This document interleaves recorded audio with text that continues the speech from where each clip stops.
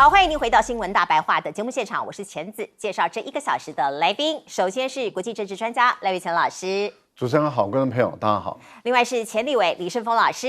钱子好，大家好。以及淡江大学的聂建中老师。钱子，各位观众大家好。好，我们来看看台海问题，现在川普是不是懒得管了？先来看看这一番通话，这是发生在6月30号，王毅跟卢比欧通了一通电话，讲了很多方方面面的事情，其中台湾问题也被提到了。王毅特别讲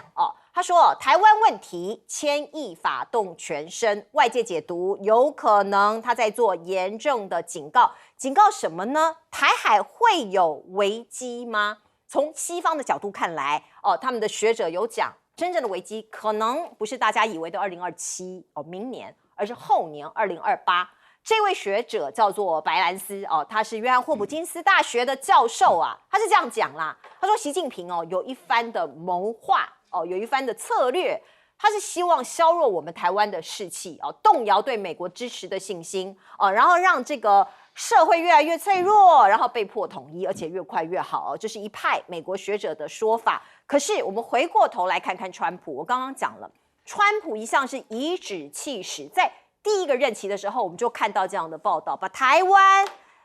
比喻为一个笔尖这么小那现在呢，有《纽约时报》的记者又出了一本书，里头揭露了川普的真心话说是这个川普曾经用一种很轻蔑的方式私底下拿起一个小物件，像是汤匙这样子的东西，然后说这就是台湾我何必为了这么一个小小的岛来开战呢？这个书里头有很多细节，我们来看看这个作者怎么讲。他说，熟悉川普的人说，其实川普私下的想法明确的更多，有时候台面还不方便讲呢。一句话，他说，我为什么要派美军？为了一座多数美国人连在地图上找都找不到的小岛打一场战争所以这是川普的内心话吗？他是真的这么想吗？我们看到包括经济学人还有其他很多专家都讲晶片那台湾晶片对我们来说，我们过去说细盾，那现在慢慢搬到美国去了，晶片牌可以威胁美国吗？经济学人讲说可以，可是你要赢得他的尊重，你要让他痛，你要让他觉得很痛，才能够威胁到他，进而让他尊重你所以这个可能也给我们台湾的执政者一个警告或者是一个提示，一个提醒，你是每一天都跪着是没有用的。包括你看到对岸的解放军他不断的在秀肌肉，我们看到香港今天上午来了2艘解放军的军舰，包括南宁舰、衡阳舰的编队已经抵达香港了。而另外呢，中国第一次揭露一款地面机的无人机电磁发射系统。现在台湾正在炒这个无人机的预算怎么编呢？可是对岸已经有这种先进发射平台的卡车，这个载过去之后呢，透过画面你可以看到，它是利用电磁技术平稳而且快速的发射一架大型的无人机这个步骤呢，反映了现代发射系统的显著进步所以你看到无人机也用电磁波很快的去把它发射出去那另外还有一个这个科技上面的一个进展。我们看到这是来自于联合报的报道，他说中国大陆有一种防御小行星他打算建天地监测预警的网络所以讲来讲去都是科技AI 很重要，科技很重要，如果运用在军武上面那当然这个国家的这个各个方方面面都会提升。那我们来看看美国，那当然它还是全世界现在在军事上面非常强大的国家，它现在有一个神盾舰要升级电子盾说是这个敌军的飞弹迫近它会干扰它，所以你没有办法这个让这个他们对方的导弹可以射到这个目的地。那另外呢，日本政府这个日本跟中国大陆最近不是有很多外交上的风波吗？那中国大陆现在有一个党庆在党庆的时候，习近平他有喊促统施压这个自由时报的报道，日本政府就说台海稳定对于国际社会至关重要。这篇报道大概的意思就是说日本会挺我们，可是我们也可以看到，包括这个是非常诡异的一个状况，说是防范中国发动战争，美日澳这个澳就是澳洲，在险峻的地形模拟战场哦，所以这些国家哦，或者是全世界到底多害怕中国大陆崛起啊？来，我们请教赖老师。王毅跟卢比奥的这个电话，事实上是在提醒卢比奥说不要搞两面手法哈。大陆看得出来美国人怎么玩啊，因为5月份的时候明明白白的两国的元首已经有个共识了，这个共识就是两国之间就是中美之间是建设性的战略稳定关系。那建设性的战略稳定关系，说白话来讲就是我们两个不是朋友，但是我们可以不是敌人。所以他们同意朝不是敌人的方向在发展。那既然两边都同意不是敌人的话，那你就不能够去打台独牌啊，不能够去玩两手策略。那我们也知道这段时间以来，台湾跟美国之间啊，包括这个韩国瑜到美国去啊等等的，见了裴若曦，也见了这个强生等等。那这些所有的动作，在大陆的观点来看的话，就是不要以为说你可以用国民党籍的韩国瑜，你就可以操纵2个中国或者一中一台这样的一个方式。那事实上这个话就讲得很明白了，也就是你看短短的一段话里面讲了3次这个建设性的战略稳定关系，这是2国元首所定的。然后这个话不是一句口号。那不是一句口号，如果你把它当成口号，你把它当成就是说归说，做归做，那我们就看着办。那接着您看到了，他就谈到了台湾的问题，就是牵一发以动全身，也就台湾的问题没处理好，所有的事都不可能处理好。那中美的关系，那就回复到过去，要怎么对抗就怎么对抗，要用硬的来就用硬的来，要用软的来就用软的来。中国大陆是不含糊，您也可以留意到。就是在6月30号、7月1号这段时间内，尤其是在7月1号中国大陆建党105周年的纪念里面，他们就已经提到了有关于台湾的问题，尤其是习近平讲得非常的明白了。现在没有谈到和平统一的问题，是必然统一，而且是实质要统一，就是要统一。那也就是说，各种手段都会用上了。我觉得在这个部分，然后也看到大陆的这个民族促进团结法。促进民族团结法含境外的所有的人士，在7月1号，就是昨天正式开始生效。这一些一举措的一些动作，其实都告诉美国已经很清楚了。那也就是你试看看嘛，那我相信对卢比奥来讲的话，他的态度立场还是很强硬。他的意思就是说，我听到了我的态度没变那他都不谈合作哦。因为美国的国务院所公布出来的讯息是，他听到了，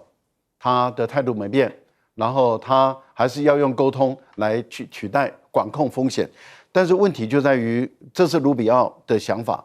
大陆不见得会理会卢比奥的想法，所以我觉得2国之间很有可能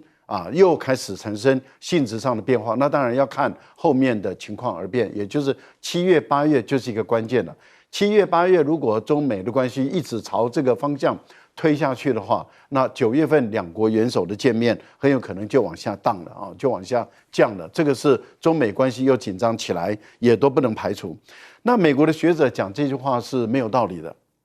这个不是大陆的策略，造成台湾的民众对于美国没有信心。这句话是毫无依据，而且站不住脚。原因很简单，这是美国人自己造成台湾的民众对美国完全没信心。为什么？因为我们多次的民调里面显示出来的是，美国自己把自己搞砸了，造成台湾的民众完全不信任美国。首先，第一个就是在拜登当总统的时代，拜登当总统，他鼓动乌克兰跟俄罗斯挑衅，鼓动乌克兰跟俄罗斯作战。所以北约会挺他，欧盟会挺他。我们在这个节目已经在3、4年前，我们已经一直在讨论说，你美国不能这样做，连梅克尔都跳出来了，说你不可以这样做乌克兰你也不能是被美国人所骗，你这样做会造成整个现状的改变。甚至连基辛吉他还在世的时候，他都跳出来说，美国人不能这样做，泽连斯基你不能这样做。但是结果拜登对推动他。打起来了，没错，请问一下，美国有没有介入？美国那时候也有战刀作战计划，美国的战刀作战计划就跟现在美国驻韩国的司令所说的，我们有战刀作战计划，我们每次演习完了以后，我们就把武器弹药放在那个地方，就是随时要介入。结果美国有没有介入俄罗斯战争？没有啊，一个兵都没派。美国去侵略伊朗的战争的时候，打到现在打得一塌糊涂，一个兵都没派。我讲的是地面部队，没错。所以从这个角度来看，台湾的民众早就对美国没信心，是你美国造成的，不是别人。是乌克兰的例子让人非常的心寒，到现在这个战争没有落幕哦。那乌克兰的土地也破碎，人民某种程度也是流离失所。来，老师，所以我接续赖教授的话，换另一个角度来看这个问题。你不觉得最近这几年，世界所有人都告诉你，那觉得台海是一个危险的地方，台湾的问题势必要被解决，几乎都是世人共同的看法。结果出现一个情况，世人皆行啊，就台湾独醉，只有我们自己还在那边天天在骗自己，尤其民进党带头的骗台湾，骗得大家团团转。但是骗总有一天是会图穷匕首见的。美国大概对台湾的问题，简单讲就两派的讲法。第一派讲法说，美国会信守承诺，不信守不行，因为不信守会失去了盟邦对他的信赖。美国几十年来让盟邦失望的只有这一件吗？但是第二个讲法是台湾现在美国也在推行了，就让台湾美国不会来出兵台湾，但是会帮助台湾建造成为一个刺猬之岛，让中国大陆要付出惨痛的代价，因此而不敢攻台。现在这个讲法现在很流行，但我想问各位一件事情：刺猬，你的对面是一匹小野狼，或是一个大象或者大恐龙，这不一样啊。这你是刺猬，对面是野狼，这刺猬有效。那问题，假如是大象，那不是刺猬，那叫踩碎。假如是恐龙呢？所以我们怎么还可以活在这种自我欺骗的环境中？编，买什么东西编什么东西啊？所以世人皆行，台湾独醉，还在继续骗。为什么我讲的这么样子的这悲愤呢？因为很多人告诉你，台湾海峡是天险，很抱歉啦。台湾海峡从来不是天险。假如台湾海峡是天险，怎么有郑成功收复台湾呢？怎么会有清朝，然后康熙收复台湾呢？那时候没有第7舰队啊，怎么会是天险呢？台湾的天险是1950年的第7舰队，台湾的天险是1996年飞弹危机的2艘航空母舰，到2026年的今天，航空母舰还会不会再出现在台湾海峡？巡航了，一巡再巡，一航再航。美国几乎没讲说，现在导致欧洲话讲的比较多一点。为什么？因为他知道他守不住了。为什么？因为美国比我们更清楚，台独在骗我们，那就是今天中国大陆已经拥有了绝对的战略主动权。从俄乌战争知道，除了战场之外，他怎么样子让自己可以来防避这些事。6年时间，人家是在准备啊，我们是在吹牛啊，人家是在准备啊，我们是在收防啊。所以我一直讲啊，假如吹牛可以救台湾，那台湾早就有救了；假如收防可以保台湾了，台湾早就可保了。问题不会。最后，我请明白的告诉大家，抗中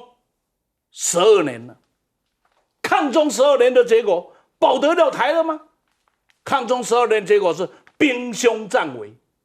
亲爱的朋友，我们难道还可以不必面对中国吗？跟中国采取友好的态度吗？甚至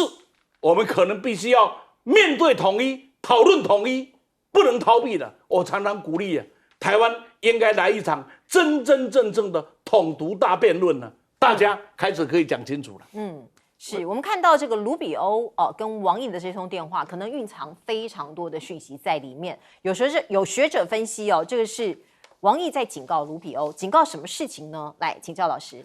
OK， 好，这件事情呢，当然是在讲这个中国，他现在很头痛，对台湾，刚才我们这个讲到众人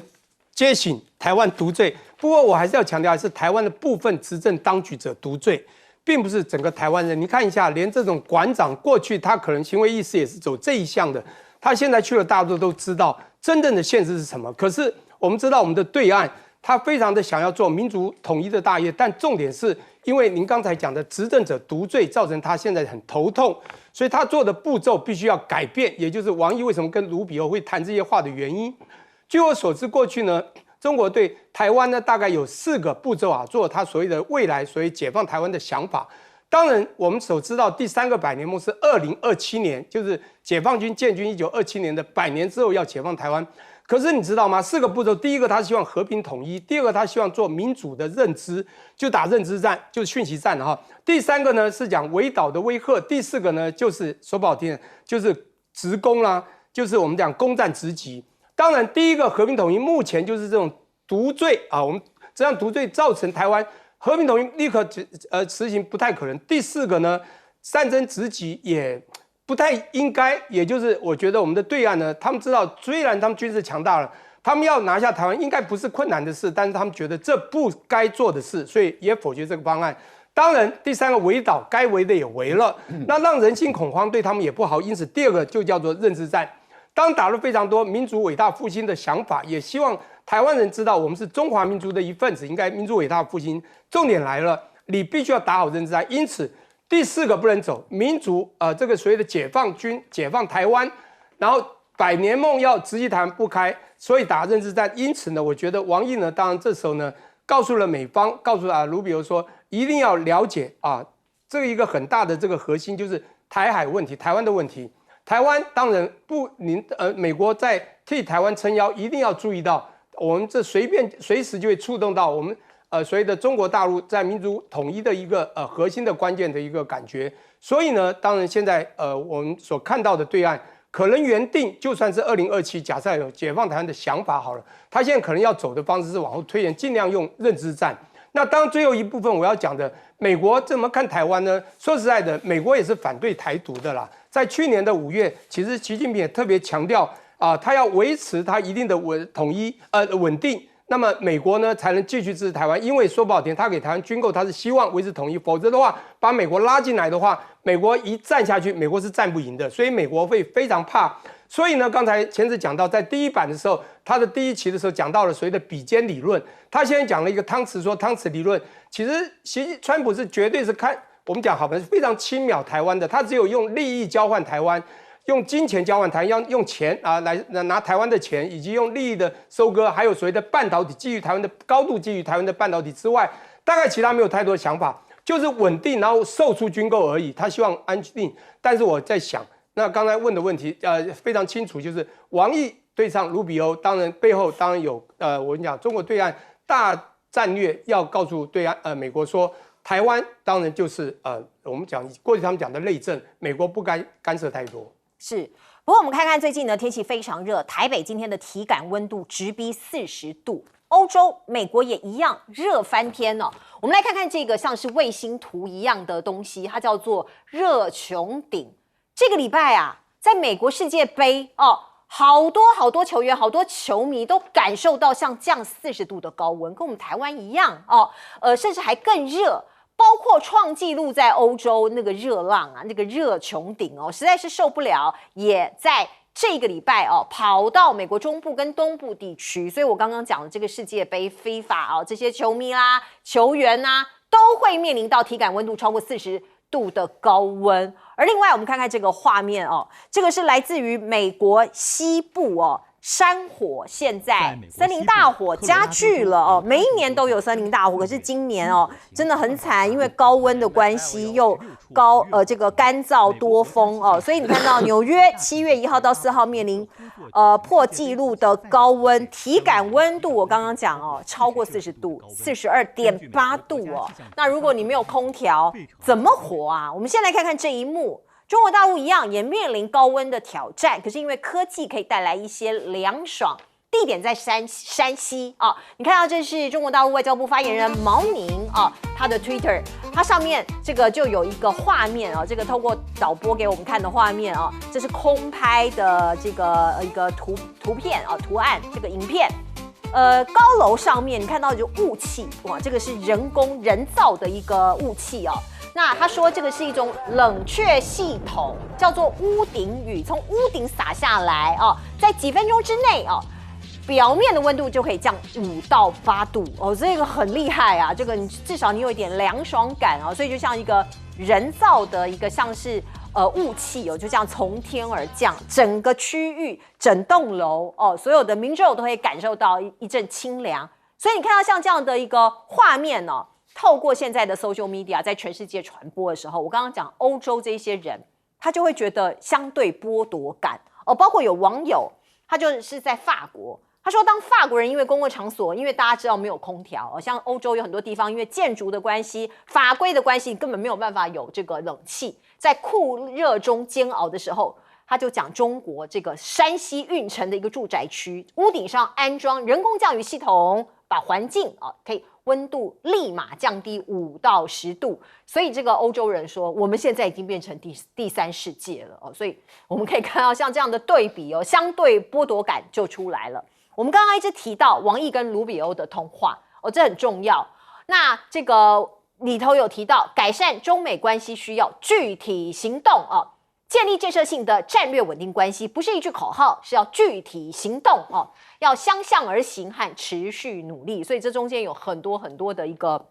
明示跟暗示。而另外我们再看看，包括现在有一种逆变器，这个是在新能源或者是太阳能里头很重要的一个机制哦。那美国现在呢，跟进欧盟，打算限制中国的逆变器进口哦。他说是强化能源基础建设的安全哦。所以一方面合作，一方面其实都还在对抗。您就可以看到，包括世银，他觉得现在中国大陆很有钱啦，你已经不是以这个开发中国家，你可能已经是以开发中国家啦，所以他做一个限制哦。这是路透社的报道，说是有可能会在2031年前逐步停止向中国大陆提供贷款。好，那这个或者是对北京的贷款额度限制在20亿美元啊，然后慢慢终止，就不让他贷款了。这个措施反映了中国大陆已经成为全球第2大经济体，就是你已经很厉害啦，你已经很有钱啦，所以我就不再贷款给你了。而另外，我们看到川普现在又放话了，他说：“我不会让中国接管这个地方，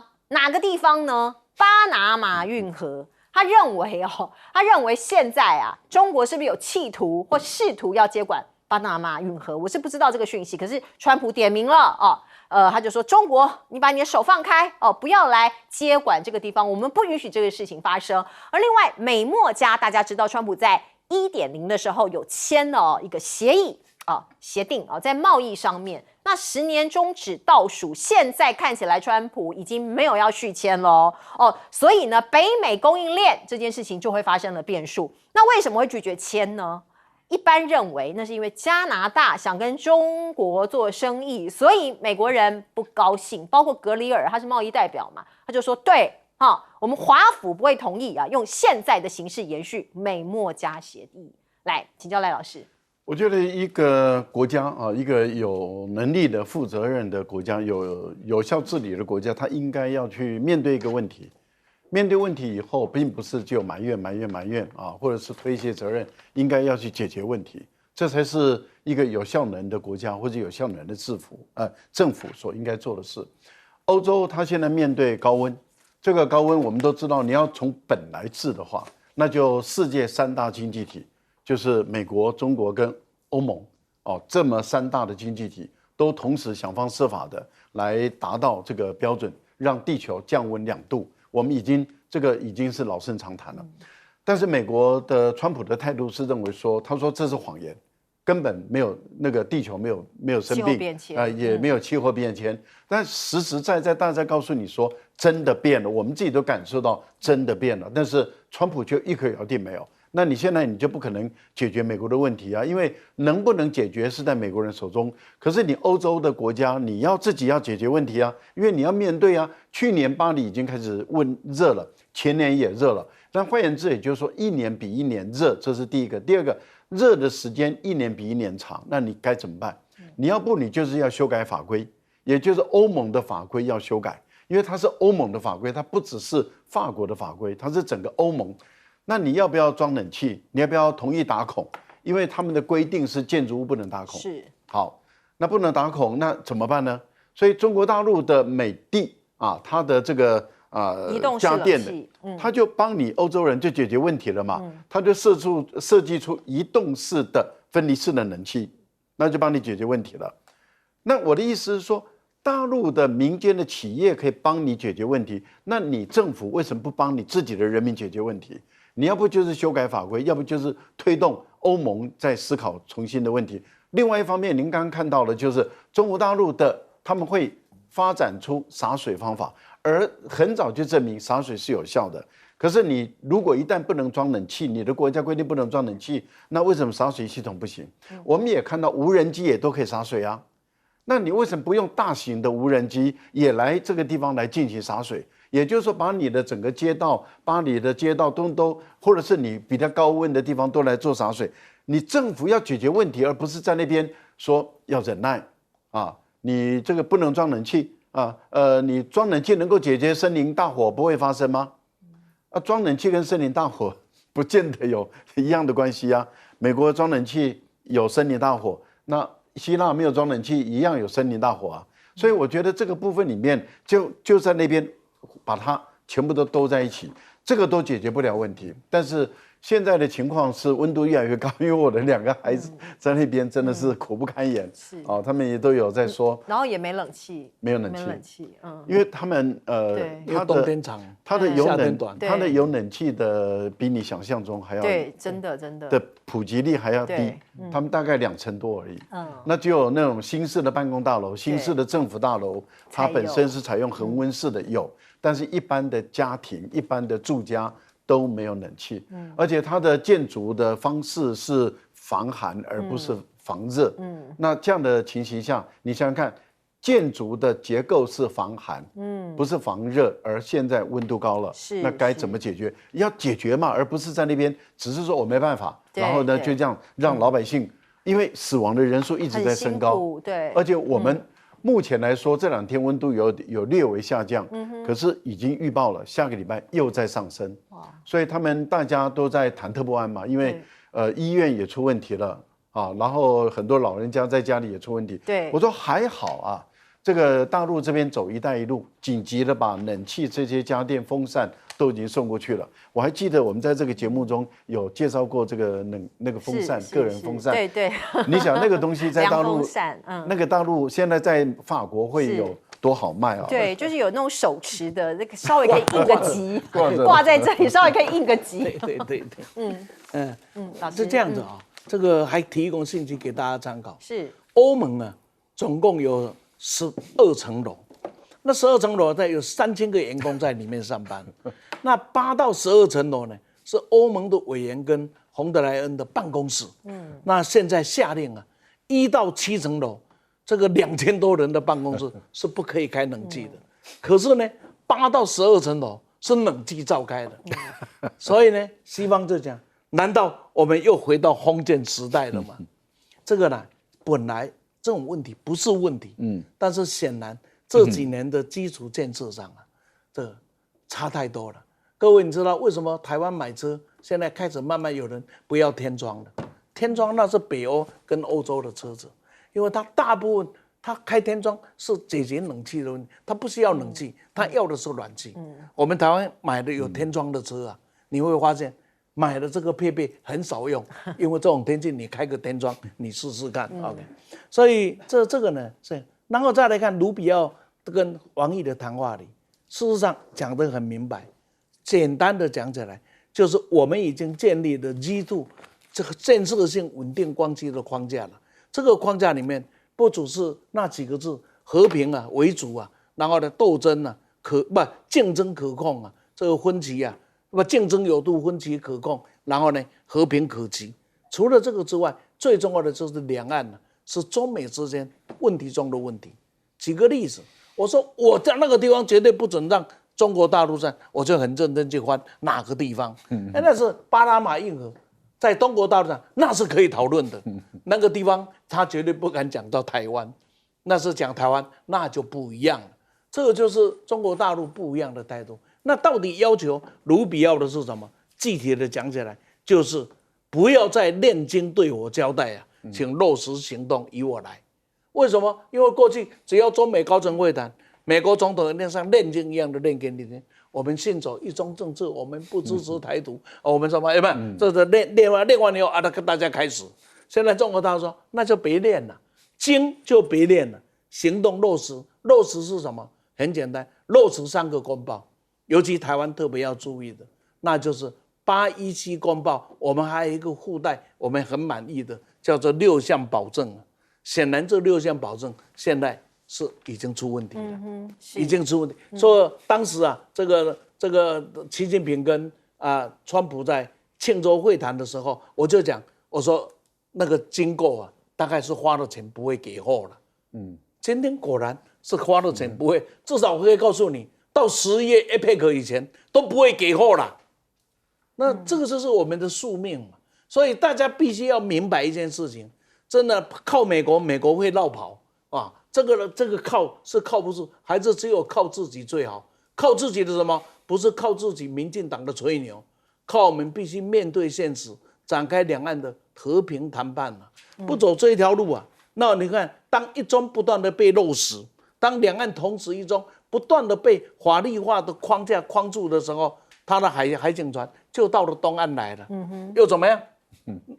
欧洲发表过声明，结束了。然后呢，他的船继续在声明也就不见了。这就是我们今天必须面对的现实啊。美加贸的问题，我最后讲一下。美加贸的问题大概是川普很生气，很生气的原因是，我已经给你破坏掉了嘛。你的汽车供应链在那边做完以后进到我这里，你知道现在是什么样吗？是很多人到墨西哥去买车，然后就开回美国，这个大家都知道的事了，是吧？那两头吃啊，所以一方面告诉美国说，哎，我会帮助你，美国再伟大，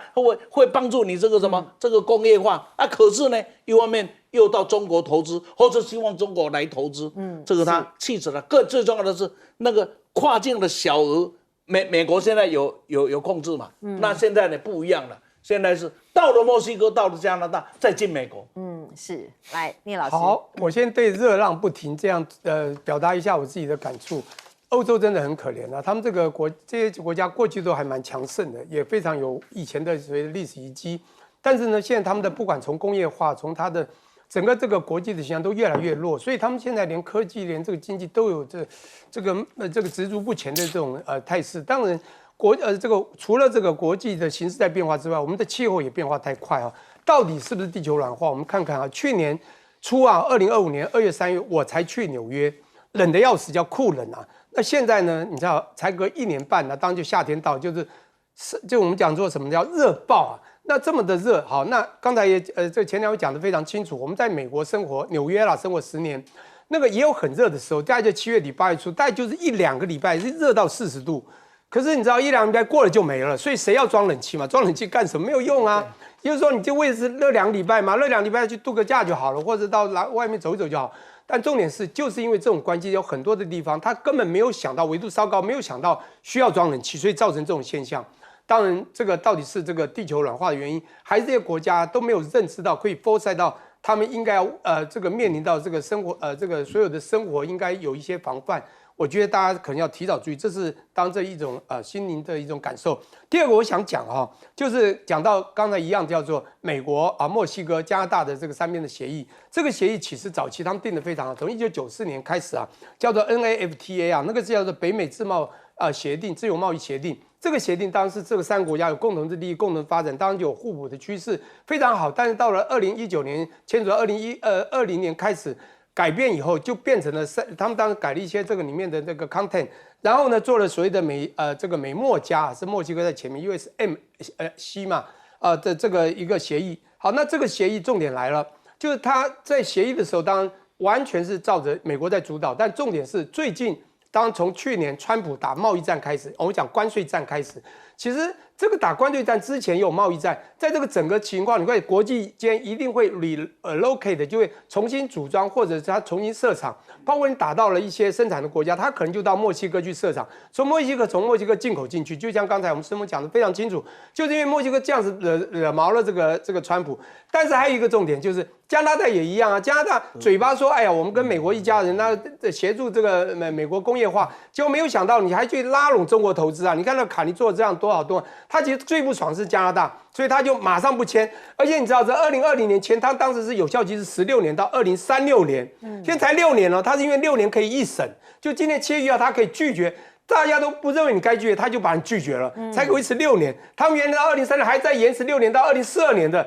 没有做多久。所以川普在干什么？川普完全是为了自己利益，只要人家不配合他，只要人家好像赚了你的钱，他还有一个原因，就是因为两边贸易利差，他当贸易利差也有从别的国家到墨西哥到加拿大去设厂进去的。但不管怎么说，你不自己振兴自己呢，去怪罪别人，然后就一手把它砍断了。所以川普他的做法有时候完全为利益也太独断，我觉得完全毁掉国际的一个公平合理的一种机制。对，没有错。这个我们看到日本首相高市早苗现在也在寻求这个日本的发展，所以他昨天已经抵达了新德里，开始3天的国事访问哦。那透过我们的画面，你可以看到呢，包括他抵达印度之后对方有红毯仪仗的大规模的迎接，印度官员也是双手合十。那高市早苗他的风格一向是比较浮夸的就张大嘴，表情非常的这个戏剧性那我们也可以看到，包括他们会签订各种的协定跟联合声明。那这一次我们看到高市早苗他有带着150多位日本的商界代表参加，去那边做生意那两国的企业呢会交换大概有120份的合作文件预计会在印度宣布投资超过2兆日元，约合台币将近4000亿那这个联合声明也会在近期发布。不过像这样子的一个印度跟日本的战略协同到底里头有哪一些规范呢？可能外界也非常的好奇。而我们看到呢，这个高市早苗当然他必须在这个中国大陆对他的一个夹杀中他要寻求其他的可能性。我们来看看中国大陆跟日本到底关系有多烂从这个小点上你就可以看得到，中国大陆赴日签证费日本人把它调高而且是半世纪50年来最大的涨幅你可以看到。包括如果你是单次的签证，过去只要650元，如果我是中国大陆的民众，650元就够了。它一下子涨到3250元台币耶！你可以看到像这样这个涨幅实在是太巨大了。多次签证本来大概是台币包括这个现在已经涨到6500了。6500块你弄个签证，这个也是太过分了吧？这个是4倍的涨幅。可是呢，对于印度人现在看起来是这个另眼看待，印度人维持原价只要台币85块，你就可以得到一个签证费签证的这个状况你的费用非常的低。我们看到《纽约时报》就有这样的一个报道，他说因为中国大陆就掐这个日本的脖子，而且是每一步日本都认为是挑衅都认为是踩红线，到底是哪一些呢？我们看到包括派这个战斗机飞进日本，拘留东京商界人士，以及限制稀土出口每个手段环环相扣所以这个两国现在搞得很僵那有可能因为这样，连中国车你开中国车都会被歧视吗？这是在 TikTok 上面有一名朋友看起来他应该是西方人他自己在做直播，他就说我在日本开了一个中国电动车，那日本人很讨厌这种电动车，所以我在找停车位的时候被一个开 Toyota 的人抢车位，而且日本人往我的车上吐口水，各种威胁。那当然这是他单方面的说法了，我不知道是不是真的是这样，真的是开个这个中国大陆制作的电动车就被歧视吗？这大家可以来稍微公平一下不过这一位直播主他自己说的。那另外我们看到包括现在印度他也觉得自己是制造业大国嘛，他想跟中国大陆去抢欧洲的冷气市场。我们刚刚已经提到了欧洲的热浪，然后很多地方没有空调，没有冷气，那有一些人赶紧抢这个中国大陆制作的冷气机。可是现在呢，印度人说我们也可以这是印度的主持人，他们很快也可以帮欧洲降温。他认为他们有很强大的制造能力可以分一杯羹因为欧洲非常需要冷气机。我们再来看看，包括现在日本的汇市，日币贬得很厉害。如果他要支撑日元日本要动用庞大的外汇存底，那他就可能会抛售美债那这样子就会美国的债券市场就会受到很大的影响哦。所以现在呢，这个企业界啊，我们看到大家也都在看哦，日本会怎么做？那印度卢比因为美国国债收益飙升，跌到2周新低点，也在跌哦。所以我们看到政治、经济各种的牵动板块。来，赖老师。高市早苗目前的拼命的在中国大陆周边的国家进行外事活动，他的目的就是想联合中国大陆周边的国家来抗中，这个态势摆得很明白。不管是去越南或者是去澳大利亚下跪啊，然后这次再到印度去，其实他的目的就是要联合他们抗中啊。那所有人都看得出来啊，但是问题就在于说有没有效？我们一般的估计是效果不大。印度虽然是大国啊，人口很多，14亿多人口，目前全世界人口最多的，可是它国土面积并不是那么的大。如果相对于加拿大、美国、中国大陆，大陆还比美国的国土面积还大，然后再加上俄罗斯来讲，印度的国土面积并不是很大，但是人口数实在是太多了。但是日印之间的贸易额多少？270亿美元。并不多，可是您知道日本跟中国大陆的贸易额是3000多亿美元，日本出口到中国大陆的有1600多亿，而大陆出口到日本的就1500多亿，所以单日本对中国的顺差，那基本上来讲，印度是填不了的啊。因此，一个不到中国的贸易额的1/10的印度，你说今天啊，他们两个姿态摆很大，然后雄心壮志要打造一个人工的智能，坦白说，以他们拿出来那些钱，对于美国这个 OpenAI 来说的话，也不用连马斯克都不用讲了啊，一家公司都已经看不上那些钱，因为随便一烧就是100-200亿美元了。那钱 AI 是这样烧钱的，所以全世界目前来讲 ，AI 这个部分，也就是人工智能最强的2个大国，就中国跟美国这2个大国，其他国家都不是一个咖，所以他们再怎么努力，我都认为最后都于事无补。日本现在的国民面对一个非常大的纠结，日本过去引以为傲的就是它的汽车工业，可是它的汽车工业现在倒啊，然后撤出市场。首先，您看到的日本的汽车工业在欧洲，它是节节败退了。它现在逐渐的被中国大陆的汽车所打败。为什么？因为欧洲人越来越买电动车，而日本的电动车根本不能够满足欧洲人的需要。为什么？档次太低档次太低，品质差，而且没有办法满足欧洲人需要。所以在欧洲，中国大陆的电动车的成长几乎都是10%这样的成长率，每一个月这样的成长，那不得了的吓人了。那连日本的大汽车厂都倒闭了，现在帮中国大陆的吉利做代工。日本的汽车厂帮吉利做代工，这个代表什么？他根本活不下去了。他现在能够活下去的，就是说我帮你生产啊，那这个就是代工厂了。各位想想，台湾是当了几十年的代工厂，那台湾一直没有自己的自主知识产权。日本过去引以为傲的就是它有自主的知识产权，在汽车工业这个部分，现在已经沦落到帮中国人当代工。你说到底是谁应该歧视谁啊？所以我是觉得说，当日本人面临他的Toyota在中国大陆市场被战败了，退出来了，在欧洲的市场被战败了，退出来，现在在亚洲它的市场也都快要被战败了，都要快要退出来。我个人觉得日本现在这个民族性真的是已经弱到不行了。日币贬成这个样子，经济学家认为日币的实质的贬值应该是1美元对360日元人民币，不日元。日元，好，我们先进一下广告。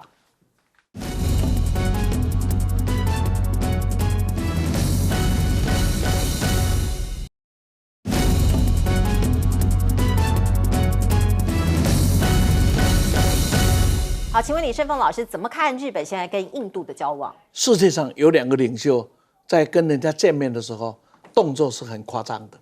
一个是可能大家都不知道的胡志明，胡志明最大的人是抱着就吻人家，直接亲哦。对，抱着就亲，你看到对不对？第2个就是莫迪，莫迪的动作也很夸张，都很夸张你去访问印度最大的特点是让你爽。那先不要忘记，是爽归爽，抢归抢，痛会让你痛，这就是印度的特点了。我讲，那我们来看看呢，日本今天流落到这个样子，是自作内不可活。英国、法国、德国、意大利、美国这些总统、首相到中国大陆访问的时候，后面也是带了几十个的企业家，他们到了中国大陆，唯独日本还没有去过。而日本呢，只把他带到哪里去？带到印度去。你告诉我，这个画面，请你想一想，再配合上刚刚赖老师讲的数字啊，那个画面多有画面感的感觉啊！这个画面就是告诉你，日本我们招不落啊啦，他最后只能讲，那日本我也想叫他想一想，你的高铁在印度的教训还不够吗？那个高铁把印度搞得是很惨的，日印呢要搞战略一致，很抱歉，我是看衰的。日本呢这个印度啊是玩，然后呢他不会顶认真啊。日本呢对印度啊，你期待啊，到时候你一定是失望，导致日本必须要注意，去拉拢印度是对抗不了中国的，而且是没意义的，不管是地缘的空间也罢，不管是实力的条件也罢，所以高市早苗今天把希望寄托在印度，大概全世界这一些高度工业发展的国家里面，唯一一个还在对印度寄望的。为什么？因为最旁边的中国本来是给他最好的，结果他不去了。那中日现在的情况一定会斗下去。中国大陆说我不去，日本说你不要来，那下面发展下去你就知道了。是我们进一下广告。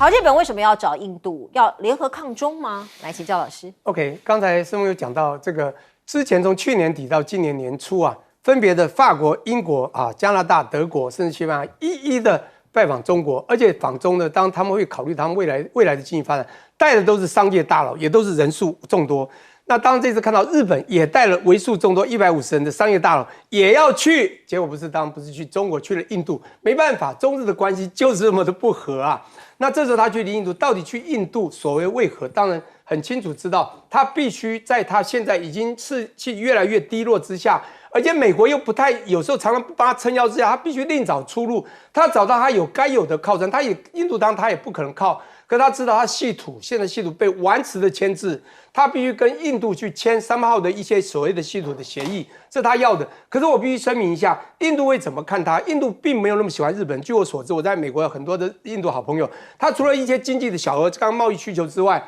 其实在竞争上他跟中国不符，但实际上人是喜欢中国人的，也对文化也比较倾向中国的。所以这个从印度来讲会是表而不是里。表面跟你和，但你不会太久。当然，我必须说，日本他必须找出路啦。现在已经有点无路可钻，就是无路可钻，他必须随便有洞就钻了啦。